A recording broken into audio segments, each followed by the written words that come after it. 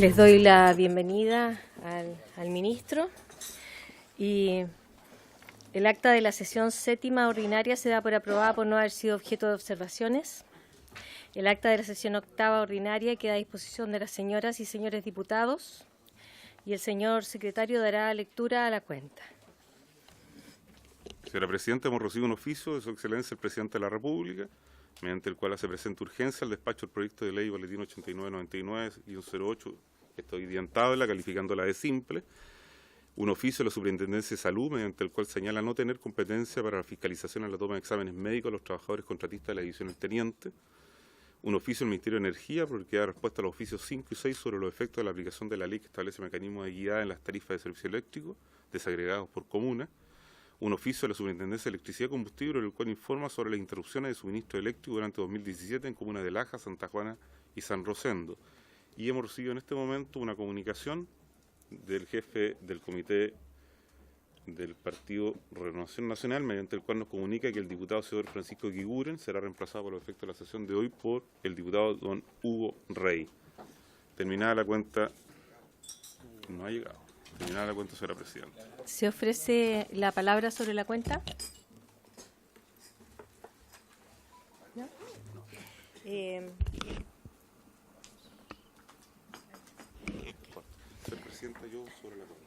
Sobre la cuenta el secretario, Sí. luego vamos a punto varios. Con su autorización, señora Presidenta, a raíz de la petición que fuera formulada por el señor diputado Monsalve y que produjo la audiencia de los alcaldes de las comunas de Laja, Santa Juana y San Rosendo, propongo que le enviemos a él copia de la respuesta del señor Superintendente de Electricidad y Combustible. Eso es todo. ¿Se aprueba? ¿Están de acuerdo? Ok. Diputado Castro. Consultar, Presidenta, y por su intermedio a la Secretaría, si los acuerdos adoptados en la sesión de la ciudad de Rancagua, histórica, heroica, están comunicados ya, yo no sé si están listos, fueron transcritos, ¿en qué punto se encuentran? Adelante, secretario. La sesión realizada en la ciudad de Rancagua dio lugar al despacho de 8 grupos de oficio y fueron todos despachados el día siguiente de la sesión, el día martes siguiente, no recuerdo exactamente la fecha. Y hemos recibido una sola respuesta al día de hoy, que es la respuesta del Superintendente de Salud respecto de las tomas de muestras de los trabajadores contratistas del Okay. Si fuera posible, Presidenta, que me enviara una copia del señor secretario de los 8 oficios. Por supuesto, diputado. Muchísimas Sí. gracias. Yo quiero solicitar la copia, ahora si me la pudieran pasar, de la Subsecretaría de Salud y del Superintendente de Salud. Diputado Vidal. Muchas gracias, Presidenta. Si quisiera solicitar que pudiéramos pedir en audiencia para el mes de junio, idealmente, que asistiera a esta comisión el ex vicepresidente ejecutivo de la Corfo, el señor Eduardo Vitrán, para que nos pudiera dar su perspectiva respecto a lo que fue el proceso de negociación con Sokimich y Albert Marle en el contexto del tema litio. Ok. Me comprometo a revisar la lista de todas las audiencias que están pendientes para ver en qué minuto pudiera ser posible. Diputado Isacor. Gracias, Presidenta. Es sobre el punto. Al ser una autoridad que ya se en el cargo, hay un periodo determinado, no sé si el secretario nos puede ilustrar, hay un periodo determinado, y saber cuánto es eso, porque a lo mejor para que sea considerado dentro de ese periodo, creo yo, y usted lo tenga bien. 6 meses. Señora Presidenta, el plazo constitucional son 6 meses, así que estamos holgados dentro del plazo. Presidente. Sí, solo comentar que además de estar en el plazo, está en disposición de él poder asistir. O sea, la coordinación está dispuesta, depende de la comisión. ¿Algún otro varios? ¿No? Entonces damos espacio al ministro. Le agradecemos muchísimo que haya vuelto a conversar con nosotros. Habían quedado algunas preguntas pendientes y de la misma manera también se le solicitó que se refiriera al programa PAMA. Ministro. Buenas tardes, Presidenta. Saludar a todas las señoras diputadas, los diputados. Feliz, la verdad, de estar aquí en el Congreso. para retomar las consultas que quedaron pendientes. De acuerdo a la minuta que yo tengo, tendríamos en primer lugar una consulta suya, Presidenta, respecto sobre la aplicación de jornadas laborales a la pequeña minería y en particular a los pirquineros. Oficiamos a la Dirección General del Trabajo para que nos diera su opinión y la respuesta fue recibida mediante oficio número 2241 el 14 de mayo, documento que le hacemos entrega, en donde el director del trabajo, Mauricio Peñalosa, nos dice, comillas, en relación a la consulta específica respecto de pirquineros, establecida la definición de pirquinero, señalamos que estamos frente a un trabajador independiente y por cuenta propia y por lo tanto no se le aplicarían los temas de jornada de trabajo, ¿no? Ahora, si en la práctica dicho pirquinero tiene contratados trabajadores para realizar labores, ahí cambiaría la situación legal que él está. Si trabaja él con su entorno familiar, no se le aplicaría entonces la normativa de aplicación de jornadas laborales. En segundo lugar, también de la presidenta Marcela Hernando, sobre el avance de los proyectos de inversiones de proyectos estructurales, tenemos aquí una tabla en donde podemos explicarle, no sé si hay una copia podemos entregarle a la presidenta, sobre cada uno de los proyectos estructurales y además con una observación en donde se indica cuál era el porcentaje de avance programado en la columna número 4, más el avance real en la columna número 5 y el cumplimiento. Y también con una explicación en algunos casos en donde hay mayores diferencias, como por ejemplo en Nuevo Nivel Mina, que lo programado era 83,7% y está en 59%. Seguramente ustedes pueden haber recibido cuando estuvieron en el Teniente una explicación. Ellos han tenido un evento geomecánico que impide continuar con la construcción del túnel de transporte de personal y el desarrollo del proyecto, según la definición original, pero no de aquellas explosiones de rocas que habían tenido históricamente, sino que tienen un problema especial que han tenido que resolver y que se han demorado para hacerlo con las medidas que tienen por objeto resguardar la vida y la integridad física de los trabajadores, ¿no? Y posteriormente cada uno de los proyectos estructurales, el de Chuqui, que estaba programado 54,2 y que tiene un avance de 52,8, el desarrollo futuro de Andina, que tiene un cumplimiento de 100%, y el de Salvador, en donde estaba programado 20 y tienen un cumplimiento real de 19,7, ¿no? Esta es información oficial entregada por Cochilco, ¿no? que es el ente fiscalizador de Codelco. Después de la diputada Chicardini, sobre la solicitud de información de los resultados financieros de la división El Salvador. También tenemos un documento que lo dejamos para el análisis de los señores diputados. La verdad es que los resultados financieros de la división han generado algunas dudas porque efectivamente esta división tiene números azules con 29 millones de dólares de excedentes, pero es antes de impuestos. Y si le aplicamos la variante contable de aplicar la situación posterior, tiene una pérdida de 4 millones de dólares, ¿no? Pero también está para todos los efectos legales la exposición de todas las divisiones de Codelco para que ustedes también lo puedan analizar. También de la diputada Chicardini sobre el proyecto Rajo Inca, según la información entregada por Cochilco, este proyecto está en estudio de factibilidad, tiene destinado un presupuesto de 26,4 millones y un plazo de 13 meses. El término de estudio estaría programado para diciembre de este año y el avance físico a febrero de este año es de 19,7%, estando programado llevar un 20%.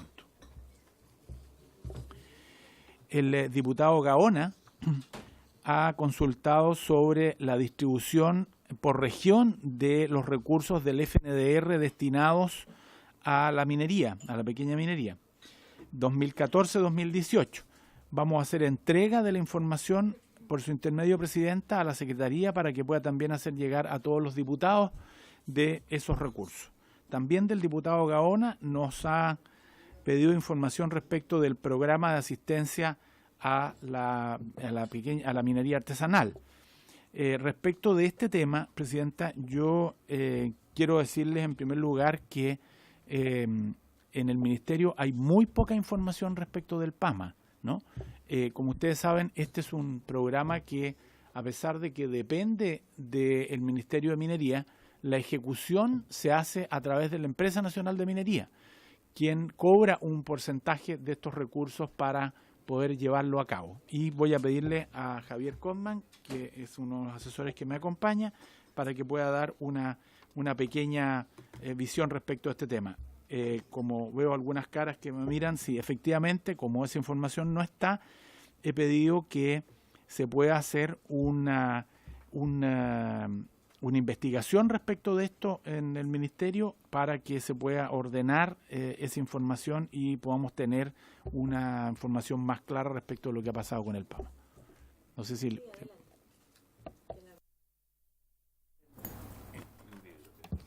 Hola, buenas tardes. Por su intermedio, señora Presidenta. Primero explicar esta imagen de los fondos FNDR. Luego del accidente de la mina San José, se empezaron a solicitar y a presentar proyectos a los distintos gobiernos regionales para financiar ciertas medidas de seguridad y de implementación de faenas mineras de los pequeños mineros artesanales en todo el país. Y este es un cuadro resumen de todos los proyectos que se han presentado. Y respecto a eso, les puedo señalar que desde el año 2014 a la fecha hay proyectos por 17.000 millones de pesos, 17.800 millones. Se han ejecutado, gastado 9.800 y existe un saldo disponible de 7.925 millones. Está el desglose por región, por proyecto y por año. Ahí existe en la región de Atacama un proyecto que tiene 2 asteriscos por un monto total de 1.198 millones. Ese proyecto es del año 2016 que no se ha ejecutado, fue aprobado por el gobierno regional, pero tenía contemplada su ejecución el año 2017. A raíz de los aluviones se aprobó un proyecto de emergencia que está en ejecución y quedó suspendida la aplicación de ese proyecto. Sin embargo, revisado el acuerdo que existe con el gobierno regional, ese proyecto tenía un cofinanciamiento, el Ministerio tenía la obligación de poner 100 millones de pesos. Pero revisados los documentos del Ministerio, revisados los presupuestos del Ministerio, no existe reserva y no existe dónde están esos 100 millones que se comprometió a entregar al Ministerio. Por lo tanto, ese proyecto se encuentra en revisión para ver si podemos mejorar y este acuerdo y renegociar con el gobierno regional para efectos de disminuir la carga del Ministerio porque no existe esa reserva de 100 millones de pesos en caja. Respecto a los PAMA, aquí está la ejecución de los PAMA desde los años 2014 al 2017. En la primera columna se encuentra el presupuesto aprobado en la respectiva ley de presupuesto de cada año. En la segunda columna está el total de dinero que se ha transferido a ENAMI. Desde el año 2002 existe un convenio con ENAMI que consiste en que ENAMI es el órgano ejecutor de los PAMA, el Ministerio le transfiere los recursos y ENAMI hace las evaluaciones conforme a las bases de las licitaciones respectivas. La tercera columna es el monto real que les ha entregado a los beneficiarios. Y en la columna siguiente aparece el porcentaje que es respecto del total transferido versus lo que efectivamente se ha entregado a cada beneficiario. Ustedes podrán apreciar que no es el mismo porcentaje. ¿Por qué? Porque existe un gasto administrativo. Ese gasto administrativo es por la administración del programa, más un porcentaje por la asistencia técnica al programa, más un porcentaje de seguros y otros que fluctúa por año entre el 17 al 28%. Hay una columna que dice gastos de arrastre. De acuerdo a la información que hemos logrado levantar hasta el minuto, el año 2014, el programa PAMA mantuvo un saldo positivo de 100 millones de pesos. O sea, no se ejecutó el año anterior 100 millones de pesos que quedó en caja. Al año siguiente, el 2015, se sobreejecutó 71.580 pesos, lo que fue descontado automáticamente por ENAMI cuando se hizo la transferencia al año siguiente. El año 2016 se generó una pérdida de 9 millones de pesos. Al año siguiente, el 2017, una pérdida de 243 millones de pesos. Lo que significa que para este año, 2018, tenemos un saldo negativo de 158 millones de pesos. ¿Cómo se produjo este saldo en contra? Ustedes pueden apreciar que se les transfiere a ENAMI, por ejemplo, el año 2016 se le transfirió 1.600 millones de pesos y efectivamente se colocaron 1.500, pero no se consideró los gastos administrativos que ENAMI descontaba conforme a los convenios. El año 2017 se transfirieron de los 2.104 millones de la ley de presupuesto, 2.076 sin hacer reserva del 20% aproximado que cobra ENAMI por la mantención de los programas. Por lo tanto, ENAMI puso los 1.648 millones a los beneficiarios, nos cobró los 341 millones por gasto de administración y nos hizo efectiva la deuda de arrastre que teníamos el año anterior. Por lo tanto, para este año tenemos un presupuesto autorizado por la ley de presupuesto de 2.075 millones para el programa PAMA. Actualmente estamos en proceso de postulación y ya tenemos un saldo en contra de 158 millones de pesos. Esperamos este año mantener aproximadamente el mismo promedio de asignación, esto es entre los 1.600 y 1.700 millones de pesos directo a los beneficiarios. Presidente. Sí, ministro. La otra consulta es del diputado Gaona respecto del proyecto piloto realizado en Combarbalá de Relave, en donde el subdirector de minería de Cernagiomín nos informó lo siguiente. Este es un tema bastante largo, diputado, yo le voy a dejar la información, pero más o menos en un pequeño resumen. Él dice que la faena máster, o planta de molienda, flotación y depósitos de relave, ha tenido 3 titulares desde el 2015 al 2018. Está ubicada en Combarbalá y el primer titular fue importaciones y exportaciones áreas.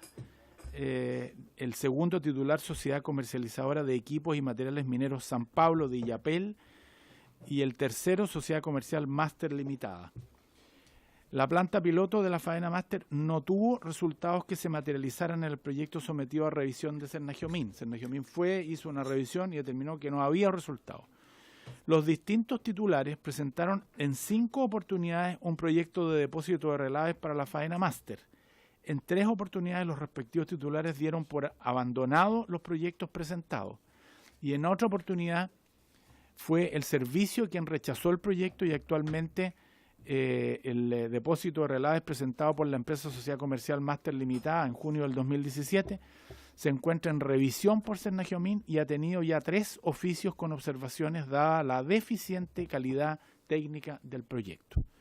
La faena máster se encuentra sancionada con el cierre total e indefinido por no contar con resoluciones aprobatorias de Cernagiomín y se ha programado llevar a cabo una nueva fiscalización para constatar si dicha faena efectivamente no se encuentra operando ilegalmente. La Dirección Regional de Coquimbo informó que planta máster en Combarbalá se encuentra actualmente en un proceso de regularización tanto de la planta de molienda y flotación como su depósito de relaves por no contar con las resoluciones aprobatorias de Cernagiomín, ¿no? Posteriormente hay algunos detalles que dice que a partir del 30 de septiembre de 2015, en consideración al terremoto del día 16 de dicho mes, el ingeniero fiscalizador de Cernagiomín, Coquimbo, don Marcelo Pizarro, visitó la faena máster de la empresa y dicha faena contaba con la planta de molienda y flotación y su respectivo depósito de relave. En dicha inspección se encontró una especie de planta piloto y laboratorio, lo que no se registró como tal en el acta, pues eran unas pruebas que realizaba un ingeniero mexicano con la anuencia de la empresa y que recuperaba cobre metálico de los relaves con un proceso químico que el ingeniero inspector registró fotográficamente. Sin embargo, la empresa no lo había presentado para revisión por parte del servicio. Solo dejó como hallazgo la presencia de sustancias peligrosas que debían ser convenientemente almacenadas. Esas eran las preguntas que teníamos pendientes. No sé si hay alguna consulta más. Los detalles los vamos a dejar en documento. Sí, muchas gracias, ministro. Diputado Vidal. Sí. ¿Falta una? Ah, ya, ok. No, adelante. Lo que entendí es que había venido el vicepresidente de la Corfo. Nosotros tenemos una presentación respecto, ¿no? Anoche de la Comisión de Perdón. Que escuché aquí que había venido. Bueno. Ministro, veo que es una presentación, la tenemos. Lo que pasa es que a las 4 tenemos que dar quórum para constituir una sesión especial y regresar de inmediato. Entonces, ¿lo esperamos? Yo no tengo problema. sí. O Partamos le dejo porque la presentación, como ustedes quieran. Faltan 5 minutos. Como ustedes quieran. Adelante. La hacemos lo más breve y le dejamos la presentación. Primero, en esa primera lámina hay una presentación respecto de lo que es la actual condición del litio en Chile. Yo creo que no tengo para qué explicarla, no hay. Esto está en la Constitución y está reiterado por el Código de Minería de 1983. Se establece las modalidades de explotación del litio para los que tienen pertenencias mineras del año 32 al 79. El decreto ley 2886 excluyó al litio, al torio y el uranio del listado de riquezas metálicas concesibles, y para las restantes concesiones vigentes con posterioridad al 79 y las que se pueden constituir a futuro mediante el artículo 19, número 24 de la Constitución y el artículo 8 del Código de Minería de 1983, se hacen las siguientes modalidades. Primero, por el Estado o por sus empresas. Segundo, por concesiones administrativas. Y tercero, a través de los contratos especiales de operación. En este cuadro que sigue hay una descripción de 3 salares que son los de mayor importancia: el salar de Atacama, el salar de Maricunga y el salar de Aguilar. El último de pertenencias de la ENAMI, el de Maricunga, en donde hay propiedad de Codelco mayoritariamente, hay un CEOL de Codelco constituido, está también propiedades de una empresa llamada Salar Blanco, de Soquimich y de otros propietarios más pequeños que están alrededor. Y el tema del salar de Atacama, que es de propiedad de Corfo, de Soquimich, y entiendo que hay otros propietarios también que no se ven en detalle, ¿no? Y Pedernales 100% de Codelco, más Aguilar, que es de propiedad completa de la ENAMI, ¿no? Chile dispone de 19 salares, dentro de los cuales están los de Atacama, Maricunga, Pedernales, Punta Negra y Aguilar, que son los más que en las actuales condiciones son económicamente rentables y explotables. Hoy día en Chile, Presidenta, hay de la más amplia gama de explotación del litio. Tenemos empresas privadas que están produciendo litios, que es Soquimich y Albemarle, empresas privadas con iniciativas para producir litio, Well Mineral, Talison Lithium, Salar Blanco y Cominor Simbalic, y finalmente empresas estatales con iniciativas para producir litio, que es Codelco y ENAMI, que además tienen acuerdos con empresas privadas. El litio en la economía chilena, yo creo que lo más importante en estas materias no es... Sí. Sí. Ok, ya. Muy bien.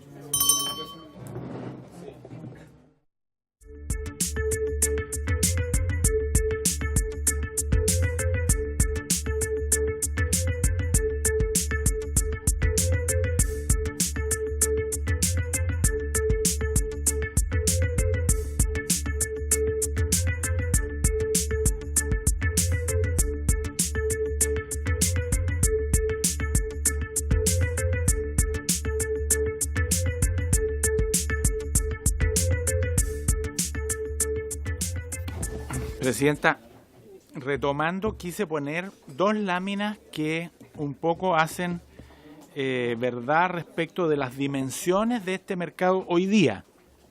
Y usted puede ver que las exportaciones calculadas al 2022 del litio llegarían a 1.940 millones de dólares. Las exportaciones de hoy son 802 millones de dólares. Las de los vinos son 1.600, el doble. Las forestales son 2.255, 3 veces. Y la celulosa son 2.303. Y en la lámina que sigue, para quienes somos del norte y conocemos lo que es esto y por qué Codelco no tiene ningún interés, miren lo que es el mercado mundial del cobre, del cual nosotros participamos en el 30%, son 146.000 millones de dólares, información también de Cochilco, y el mercado del litio hoy día es de 4.000 millones, ¿no? El mercado del litio el 2026, calculado por los técnicos, dicen que va a llegar entre 7.000 y 10.000 millones. O sea, para que ustedes se den cuenta las dimensiones, las diferencias de lo que estamos hablando, ¿no? Ahora, es cierto que nosotros tenemos un alto potencial en los salares, primero por los costos de la explotación del litio en Chile, que está en salmueras, como lo decía usted, y que eso es mucho más barato que lo que tienen otros países del mundo. Y quise hacer una exposición de la dimensión de los salares, más la concentración en que está el litio, más las reservas estimadas que se han calculado por entes del Estado. Y tenemos entonces el salar de Atacama, que es el más grande, después el de Maricunga, el de Pedernales, que si bien es cierto es más grande y que pertenece a Codelco también, tiene una concentración menor, ¿no? Y el de Punta Negra, de La Isla, de Aguilar, Las Parinas y de Surire, ¿no? Este tema yo creo que es un tema importante y a veces no muy conocido, que es el contrato suscrito entre Corfo y Abel Marle. Establece que un 25% de la producción de litio de Abel Marle, igual que el de Soquimich, se ofrecerá a precio preferente a aquellas empresas dispuestas a agregar valor instaladas en Chile. Esta es una cláusula que yo creo que da espacios para que el país se pueda subir a la cadena del valor, a lo que estábamos conversando recién en el sentido de poder avanzar en todo lo que es la electromovilidad y en otros temas que yo creo que son potentes. A su vez, Corfo realizó una convocatoria para valor agregado del litio de ese 25% y hizo una licitación internacional seleccionando a 3 empresas. Los proyectos de esas empresas son Molimet, POSCO, Samsung y también un espacio para lo que es una empresa que entiendo es de origen chino, ¿no? En el marco legal, el Ministerio de Minería no va a realizar cambio alguno en esta materia. Nosotros creemos que el litio, digamos, no estamos de acuerdo con los que dicen que se debe trabajar por los puros privados, ni con los que dicen que se puede trabajar solamente por el Estado. Aquí hay la gama más amplia de fórmulas para lo que es la explotación actual del litio, que creo que en una lámina anterior se los mostré, y nosotros creemos que hoy día están las oportunidades para que incluso las 2 empresas del Estado que tienen salares y que tienen pertenencias de litio incluso antes del 79 y por lo tanto tienen mucho más posibilidades para poder explotarlas, puedan hacerlo hoy día, que tienen ambas un CEOL para poder hacerlo. Eso, Presidenta, no sé si hay... y la última lámina, que es la que les había ofrecido, es la que figura, a mi juicio, con el mayor interés para nosotros como país. Si ustedes pueden ver esa lámina, la cadena del valor del litio es muy distinta si hoy seguimos exportando en la actual situación, que es el procesamiento de material básico, ¿no? Exportación de sales, ¿no? A una manufactura de componentes a base de litio que aumenta a 4, a una producción de celdas de batería que se multiplica por 14, o a una producción de pack de batería que llega a 20 veces lo que hoy día es la exportación de litio. y finalmente a la integración en vehículos eléctricos que puede llegar hasta 100 veces lo que tenemos hoy día, ¿no? Que yo creo que es una aspiración de todos quienes tenemos en esto interés, no solamente respecto del litio. Yo siento que en esta materia Chile también tiene desafíos en una amplia gama de exportaciones en los temas minerales. No nos olvidemos que hoy día estamos exportando una cantidad bastante más de la mitad del cobre en concentrado, ¿no? Y esto no solamente lo están haciendo las empresas privadas, sino también Codelco Chile, ¿no?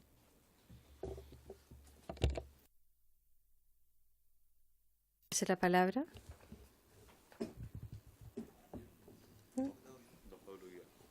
Diputado Vidal. Muchas gracias, presidenta. Primero que todo, agradecerle, ministro, la presentación, agradecer la respuesta, lamentar la demora de estos 2 meses y tanto desde que partió la conversación, como que quedó cortada a propósito de distintas actividades que usted ha tenido.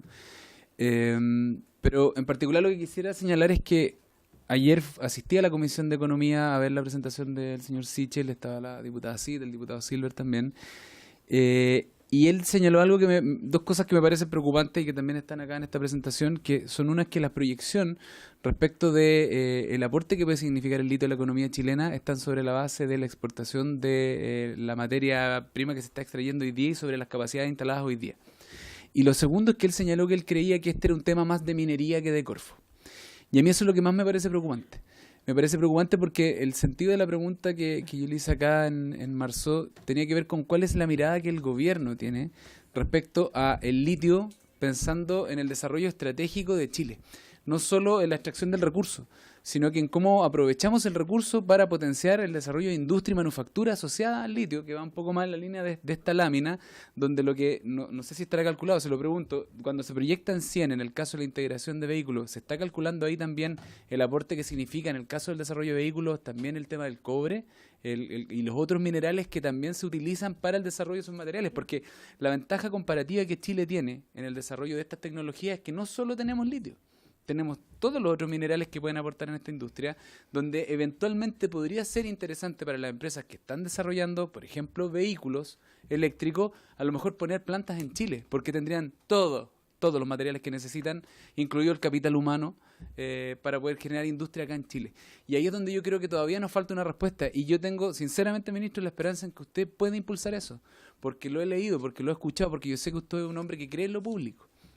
Perdón por dirigirme directamente al ministro, presidenta, pero por su intermedio decir que usted señaló en su momento que Codelco no podía desperdiciar esta oportunidad que tiene, por ejemplo, por el litio. Ya esta misma comisión vino el señor Landerreche, vino el señor Pizarro, y el litio no fue tema en su presentación extensísima, 1 hora y media. No escuchamos nada respecto al litio, sino salvo cuando le hicimos la pregunta, que la respuesta fue insuficiente, absolutamente. Entonces, más que hacerle una pregunta en concreto ahora, es hacerle un llamado a que ojalá el gobierno pueda de verdad abordar esto no solo desde la mirada de minería, no solo desde la administración del contrato, el acuerdo que selló Corfo en la administración de Vitrán con Sokimichi y Albemarle, sino que esta es una mirada que aborda probablemente los ministerios de Economía, de Hacienda, Relaciones Exteriores. Tenemos una potencialidad de integración latinoamericana con Argentina y Bolivia, que son los otros países que tienen grandes reservas de litio. Esto tiene que abordarlo sin lugar a duda el nuevo Ministerio de Ciencia y Tecnología. Hay potenciales en educación, en salud, a propósito del mismo recurso del litio. O sea, la ventana de tiempo que tenemos hasta el 2030, que es el periodo que se acordó a través de esos 2 contratos principales, que son de Sokimichi y Albemarle, nos dan la ventana de tiempo para poder desarrollar aquello que nos falta para que la industria en Chile se haga cargo del litio y dejemos de vender el recurso y comprar el material. Vendemos cobre y compramos cables de cobre. Quizás esta sea la oportunidad de que no nos farreemos como nos farreamos el salitre y nos farreamos el cobre. Muchas gracias. Ministro. Presidenta, yo quiero decirle al señor diputado que hay razones por las que las cosas son lo que son y no lo que uno quiere que sean, ¿no? Yo, al igual que él, me gustaría que el Estado de Chile tenga los mayores ingresos y que las familias chilenas tengan las mejores oportunidades en el litio. Yo le he puesto estos cuadros porque hay gente, cuando uno va a los programas de televisión, cuando va que cree que el litio es como una fórmula mágica que nos puede, y yo les muestro esta lámina para que vean las dimensiones, para decirnos la verdad, pero no para echar abajo lo que son sus aspiraciones, señor diputado, porque yo tengo las mismas que usted. Yo creo que, si bien es cierto, este periodo en que tenemos, no solo el acuerdo de Corfo con Albemarle y con Soquimich, sino tenemos dos empresas del Estado que son dueñas, no estoy hablando de arrendatarios, no estoy hablando, son dueños de esa riqueza que nos pertenece a todos los chilenos. Y yo creo que ellos pueden levantar los elementos que usted mismo ha planteado muchas veces, ¿no? Y que yo muchas veces planteé en esto.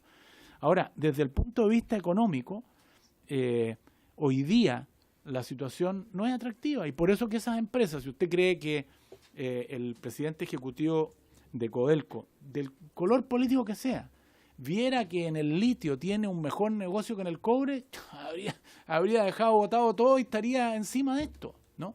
Pero yo creo que eso también es un error, porque siento que aquí va a haber una alternativa para que el país se suba de un paso importante que yo creo que todos aspiramos en el país, que es transformarse de un país exportador de cosas primarias a cosas con valor agregado. Por eso que le he mostrado esa lámina. Y créame que el gobierno del presidente Piñera tiene interés en esto. Ahora, la fórmula yo creo que hoy día está dada. Yo no encuentro que el trabajo que haya hecho el gobierno anterior en esta materia está malo. Yo creo que han dado un paso importante. No creo en esos gobiernos que todo lo que hace una opinión contraria está malo. Yo creo que hubo un esfuerzo del gobierno pasado, del vicepresidente Corfo pasado. Yo he tenido conversaciones con él y yo le he planteado que nos habría gustado a lo mejor más, pero la realidad de la negociación que hizo él yo no la conozco. Yo supongo que él, como una persona representante de los intereses de Chile, se esforzó al máximo por obtener la mejor retribución para Chile. Pero quiero contarle otra cosa más que no está en esta lámina, y es que nosotros hemos tomado el resguardo, y en esto varios diputados de los que están aquí, que son diputados del gobierno, nos han ido a ver para representarnos este tema. Y yo por eso quiero decirles que estos acuerdos no fueron firmados por esta administración, sin embargo sí fueron validados por entes del Estado que a mí me dan toda la confianza. La Contraloría tomó razón del acuerdo entre Corfo y Albemarle y Soquimich. El Consejo de Defensa del Estado, por unanimidad de sus miembros, yo entiendo que les da confianza a todo el Consejo de Defensa del Estado, también lo aprobó por unanimidad.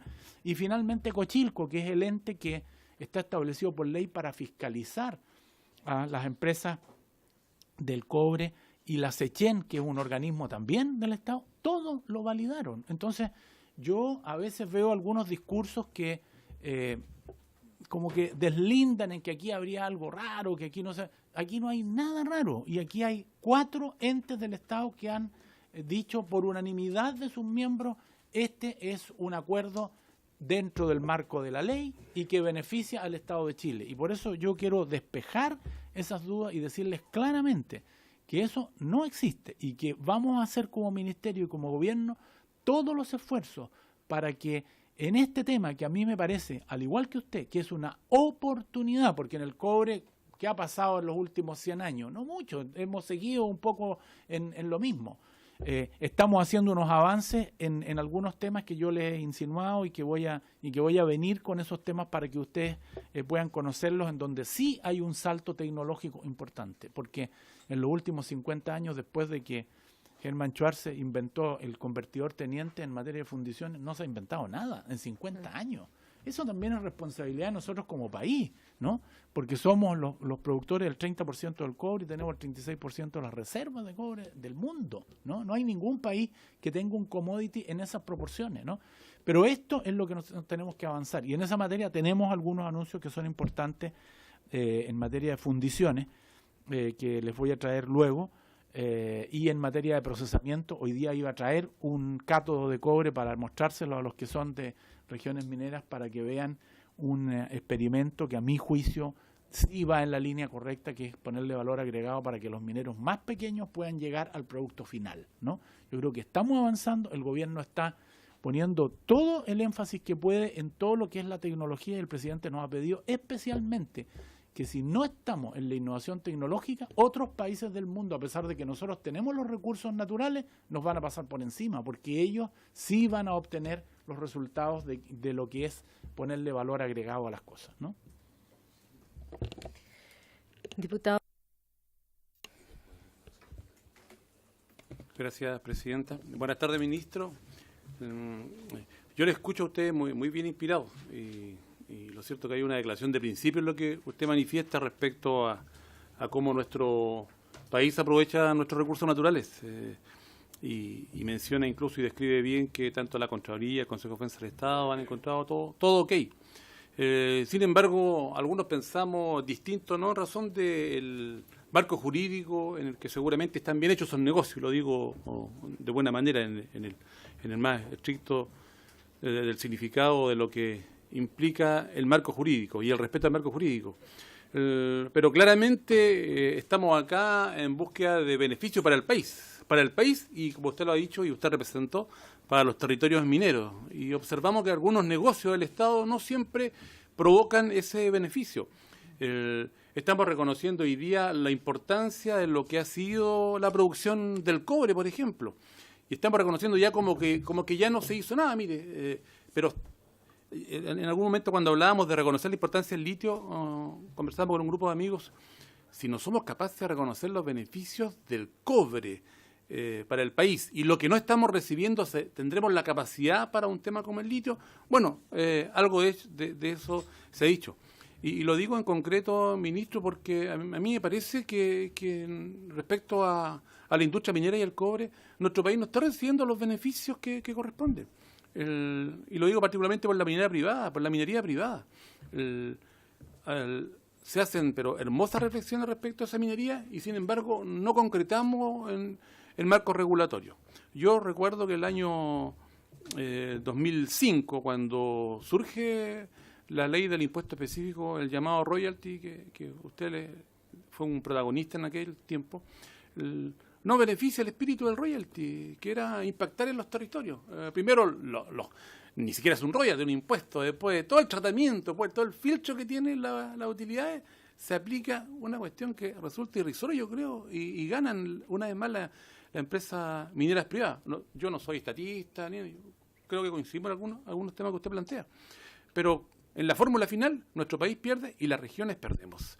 Yo vengo planteando, y en su momento cuando ejercí el rol de alcalde junto a una treintena de otros alcaldes y de comunas, propiciamos la redistribución del impuesto específico a la minería, para que efectivamente todo lo que han dicho los gobiernos, el presidente Lagos, la presidenta Bachelet y el presidente Piñera, que esos recursos tienen que impactar en los territorios, no ha ocurrido.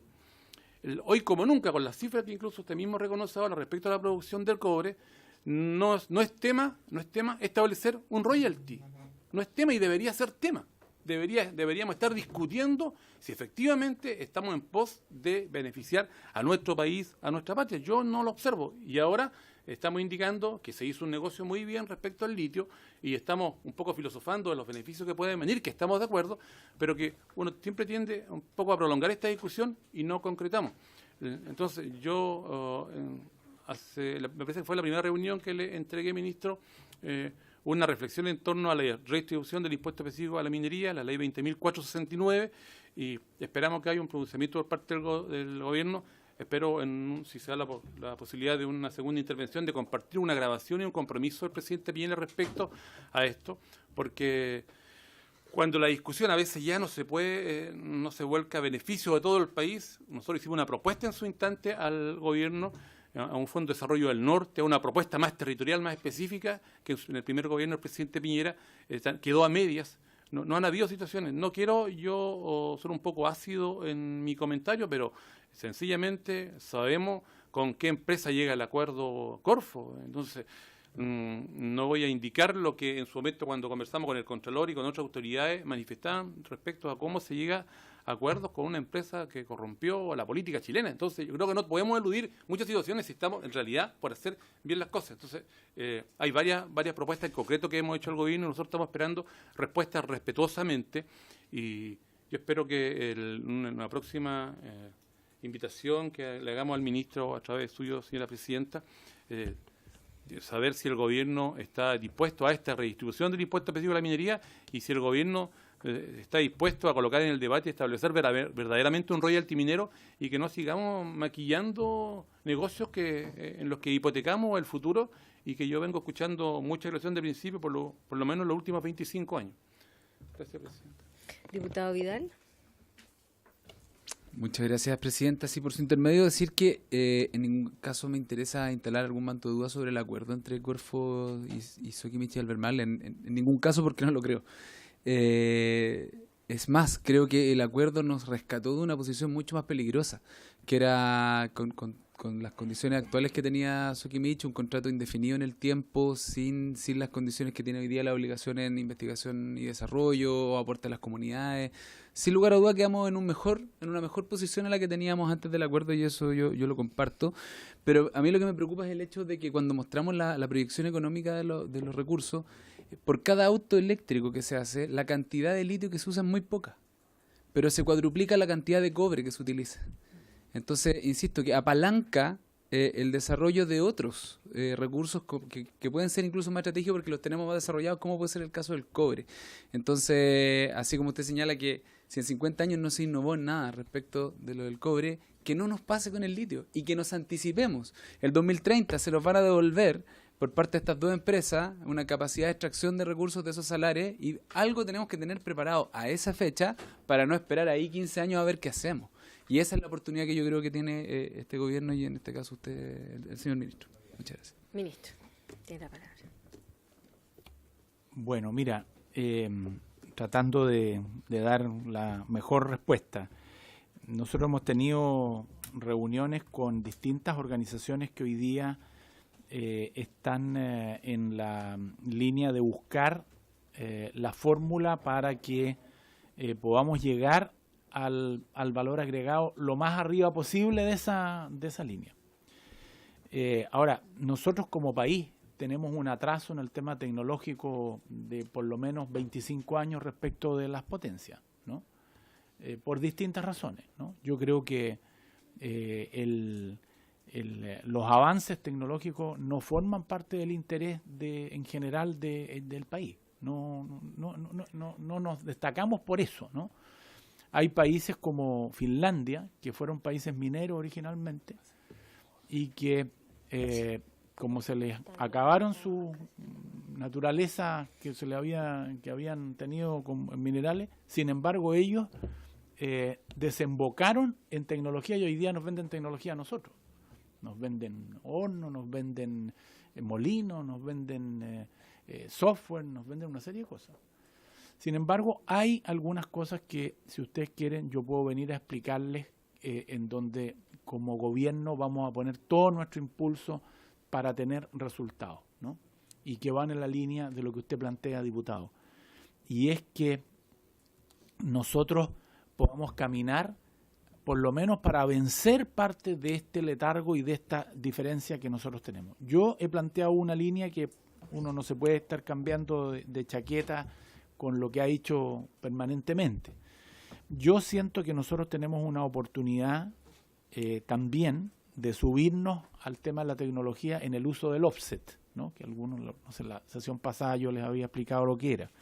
Y yo he puesto ejemplos, por ejemplo, España hace 25, 30 años atrás era uno de los países más atrasados tecnológicamente de Europa, y a través del offset fue subiendo tecnológicamente. Hoy día las empresas españolas compiten con muchas otras empresas europeas porque dieron ese paso, y yo creo que Chile en esa materia tiene mucho que avanzar, pero tiene que tener los instrumentos y los atractivos para poder avanzar en eso, porque lo más cómodo, y que es lo que se ha denominado en un libro, en un artículo que se ha llamado La maldición de la riqueza de los bienes naturales, que seguramente ustedes deben haber leído, el petróleo, el cobre, todo. Dicen, algunos sostienen que los países como nosotros, que somos ricos en materias naturales, nos quedamos dormidos en el tema tecnológico y nos quedamos cómodamente recibiendo los beneficios de lo que eso significa la explotación de los bienes naturales y no avanzamos en yo creo que eso es un poco la realidad que nosotros hemos tenido por mucho tiempo. Pero creo que podemos destinar una sesión para poder contarles lo que nosotros vamos a impulsar, que son las fundiciones de lecho empacado, un invento hecho por ingenieros chilenos con el apoyo de la Universidad de Chile, que significa dar un paso muy importante en el tema de fundiciones para llegar al producto final, bajar en emisiones, ya que está por aquí, están los representantes del medio ambiente, bajar en emisiones, bajar en el tema de costo y una serie de otros elementos que son positivos. En segundo lugar, hay una innovación en el tema de plantas modulares, que el cátodo que iba a traer no lo traje, para que los productores pequeños puedan llegar al producto final. Esto significa que la planta modular se pueda instalar en un lugar en donde tenemos productores chicos, que sea un distrito minero que pueda tener abastecimiento, y incluso me dicen que están intentando poner energía eléctrica a través de paneles solares para los efectos de que esas plantas de electroobtención, que son intensivas en el uso de energía eléctrica, se puedan alimentar por esa vía, ¿no? Y yo creo que eso es un paso muy importante que tenemos que dar. Y finalmente, creo que en el tema del litio, con este 25% de la producción que queda destinado para este tema, yo creo que hay un gran abanico de oportunidades. Y en esto yo he hecho un llamado para que en esta materia no dejemos al Estado solo, que tiene algunas iniciativas, sino que incorporemos a las universidades, incorporemos a todos quienes quieran embarcarse en este tema, que es un tema país, y siento que en el Ministerio de Minería van a tener las puertas abiertas todos quienes quieran. Yo he recibido a mucha gente que trae innovación tecnológica de chilenos, a veces asociados con empresas que son chilenas o no, y que yo creo que tenemos que recogerlas para poder aportarlas en esto, porque esta es una oportunidad que no podemos perder. ¿Se ofrece la palabra? ¿No? Diputado Santana. Gracias, Presidenta, por su intermedio saludar a los colegas y, por cierto, al ministro. Agradecerle, al igual que algunos colegas, la presencia en esta comisión. Yo creo que esa dinámica entre ministerios y Cámara de Diputados yo creo que es muy valiosa y que no se tiene en otros ministerios, en donde justamente se producen muchas veces discordancia y conflictos, digamos, entre ambas instituciones. Ministro, yo quería hacerle consulta por cosas bien puntuales. En primer lugar, yo estoy muy preocupado porque hace algunos días atrás nos informaron sobre una querella criminal que interpuso el sindicato de profesionales de la división del Salvador, de Codelco, a propósito de la ausencia de la carpeta investigativa en una denuncia que se realizó al señor Nelson Pizarro.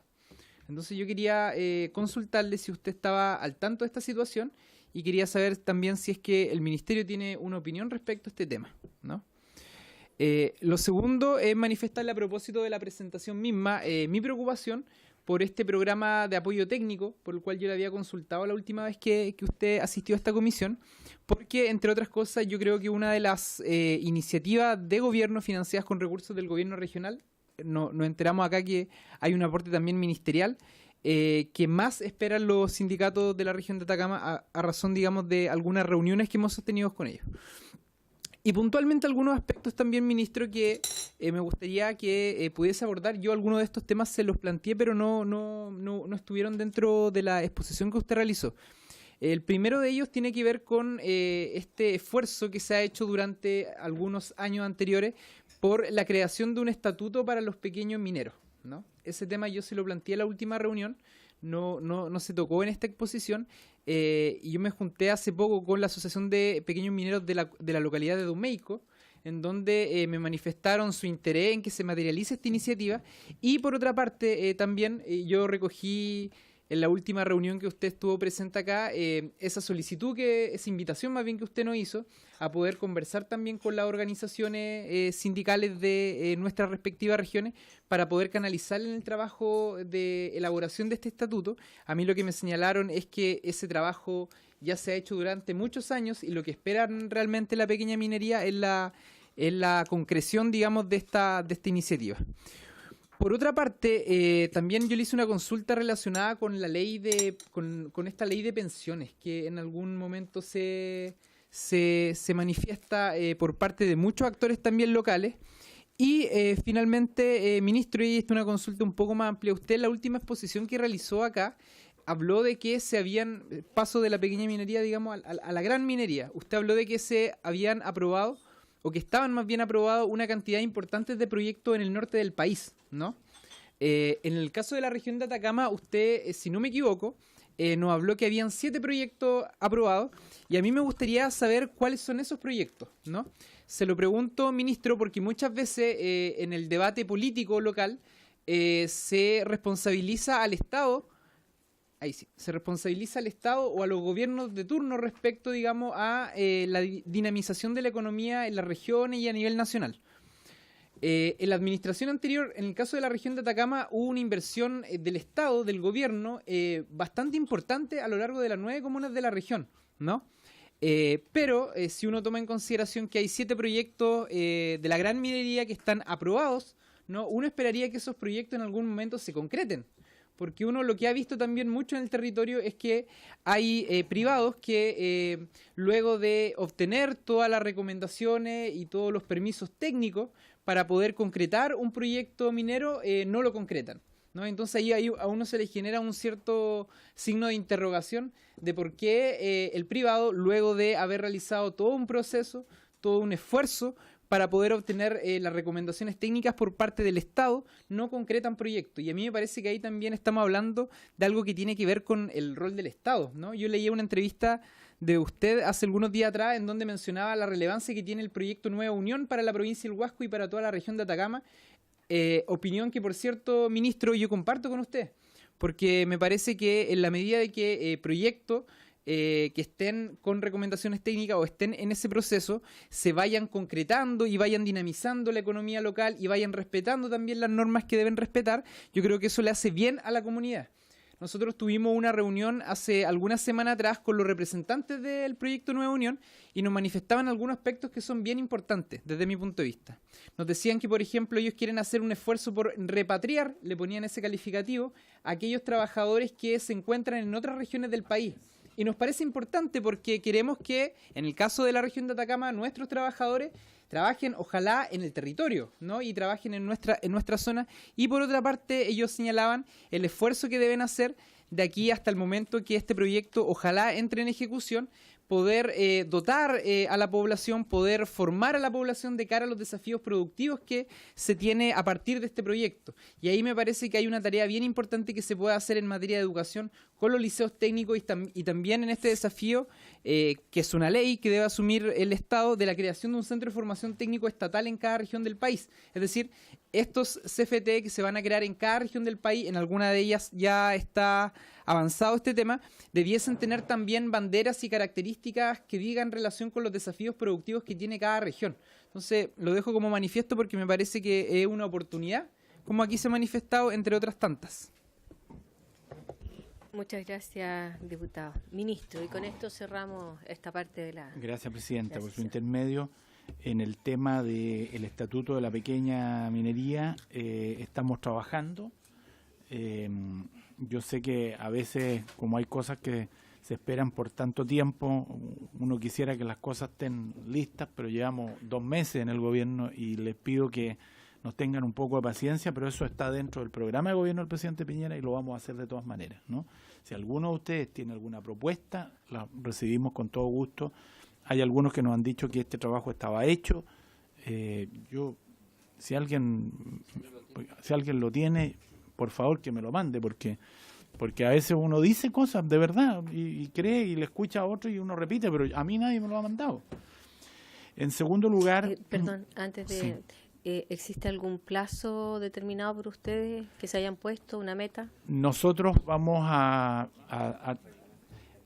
nosotros tenemos 2 reglamentos pendientes en esa materia, que son a lo que nos estamos abocando ahora, que es el reglamento sobre Fondo de Estabilización de Precios del Cobre, que en donde tenemos una solicitud de todas las sindicatos y asociaciones mineras de tomar alguna medida por el endeudamiento que tienen y otras cosas más.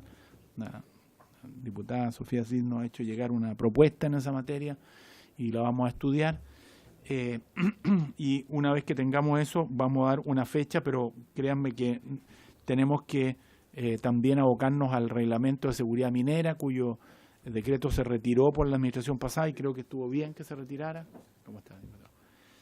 En segundo lugar, diputado Santana, hay 2 denuncias, diputado, en esta materia. Una que me hizo un sindicato de contratistas de Salvador, respecto de la adjudicación de un nuevo contrato. Yo le he pedido a la diputada Chicardini que ojalá, yo le dije que me hicieran llegar por escrito esa denuncia, porque muchas de las cosas que uno dice, uno tiene que hacerse cargo de eso cuando está haciendo cargos que son importantes y que eventualmente podrían llegar a tener responsabilidad penal, ¿no? El otro tema al que usted hace mención, yo he tomado conocimiento por los medios de prensa, yo no tengo esa información. Yo entiendo que la acusación que se hace es respecto de un expediente o de un informe que estaría en manos de la Dirección del Trabajo en Copiapó y que ese expediente aparentemente desapareció, ¿no? Y yo he visto declaraciones de la Fiscalía en esa materia y entiendo que hay un proceso penal y por lo tanto no quiero pronunciarme porque no tengo ni la información ni me corresponde pronunciarme respecto de eso. Yo espero que eso se aclare y que si hay responsabilidades que han eludido las responsabilidades de cualquiera de los directivos se hagan efectivas. En el caso del proyecto Nueva Unión, yo creo que este es un proyecto muy interesante desde el punto de vista no solo de la inversión, 3.400 millones de dólares, sino que además porque ellos han adquirido un compromiso con este ministro y que yo intentaré hacerlo cada vez que haya un proyecto de este tipo, primero, de contratar mano de obra local, en segundo lugar, de llevar a sus ejecutivos y trabajadores que ellos, por razones obvias, tendrán como equipos para que vivan en la región en donde está instalado el proyecto. Y en tercer lugar, creo que uno de los temas más importantes, que puedan con anticipación, ellos van a empezar a construir el 2020, ¿no? Están todavía con los permisos, si nosotros podemos, a lo mejor si la administración pública tiene posibilidades y las trámites que tienen que hacerse se hacen antes, ojalá que pudieran partir antes, pero el compromiso es para que ellos puedan entregar el perfil de trabajadores que ellos van a necesitar tanto para la construcción como para la explotación del proyecto. ¿Para qué? Para que los centros de formación técnica y los liceos técnicos profesionales que hay en cada una de las regiones puedan formar a esa gente y no nos pase lo que nos ha ocurrido muchas veces, lo planteaba aquí la presidenta, el diputado, que llegan a y dicen, no, pero si ustedes no tienen estos profesionales, entonces los traigo de otra parte. Y al revés, cuando empieza la explotación, tampoco, si no están esos profesionales, si no están esos técnicos, entonces vemos cómo muchas de las comunidades sienten que no forman parte de ese desarrollo y yo creo que ese es un tema que tenemos que reaccionar a tiempo. Yo le agradezco a esta empresa, que es la empresa TEC, que haya acogido esos compromisos y que no solo forman parte de una empresa, sino que ojalá puedan ser de un compromiso de todas las empresas, porque he visto que en Antofagasta también, en la segunda región, hay un movimiento, de alguna manera, cierta efervescencia de la comunidad, de la alcaldesa, de los parlamentarios, por que el compromiso que alguna vez existió en las empresas ha empezado a desaparecer. Y yo creo que eso, así como las empresas se preocupan de las comunidades donde están ellos con la faena misma, también tienen que preocuparse de la región en donde están instalados, porque así todos se sienten partícipes de ello. Diputado Nomar. Sí, muy cortito, ministro. Respecto a lo que usted señalaba, toda la razón.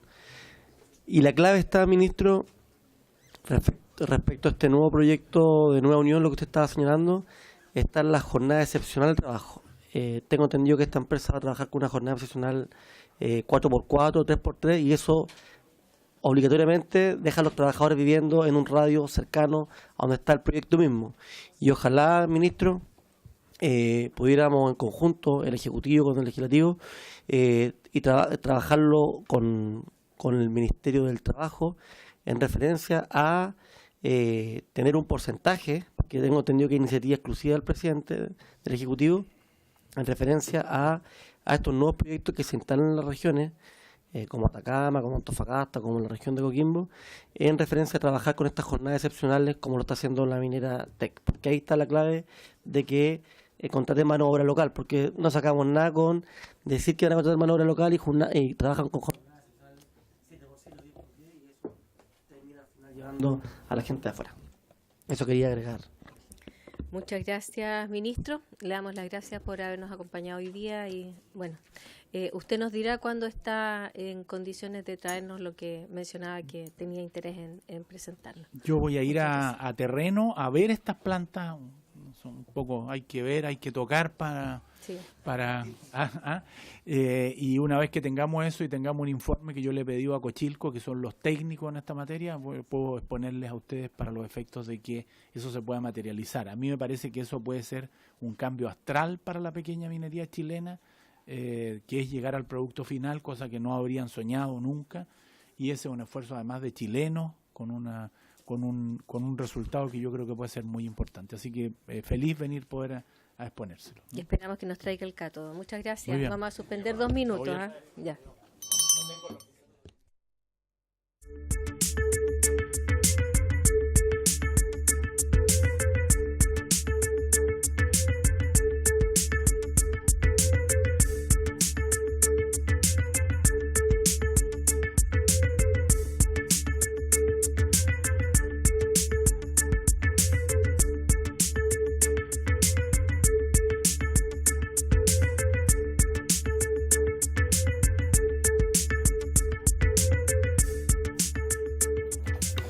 Estimados colegas, entonces se reinicia la sesión. Vamos a dar la bienvenida para continuar el estudio en general del proyecto de ley que modifica la ley 20.571 a nuestros 3 invitados de hoy día. Y vamos a partir en el siguiente orden. En primer lugar, el presidente de ACESOL, Asociación Chilena de Energía Solar AG, Gabriel Niemeyer Brito. Asiste acompañado del señor Andrés Bogolaski, vicepresidente, y la señora Marcela Punti. Vamos a darles unos 10, máximo 15 minutos de presentación y luego de eso pasamos a la siguiente presentación y acumulamos las preguntas para el final. Ok, adelante. Estimada presidenta de la comisión, honorables diputados, muchas gracias por invitarnos y darnos la posibilidad de exponer nuestra postura frente a la moción de la ley 20.571.